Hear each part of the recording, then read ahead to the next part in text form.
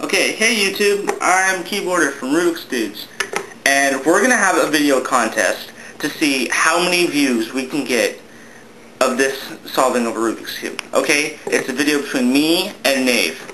Now, I don't know what you're thinking, okay, this guy's got to be slow or something. I don't think so.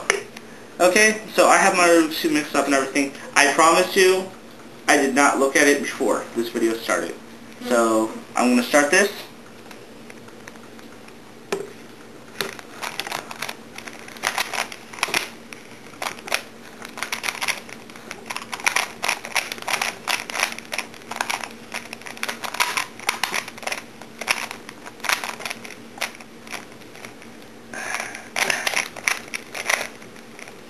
Sometimes I get a little mixed up. I know. You're thinking, oh, this guy's crappy. What was I thinking?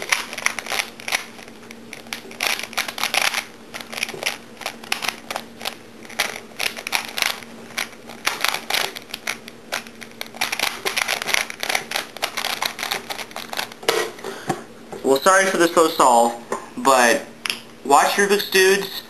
Please rate, comment, subscribe, anything you can, and hey, vote for me.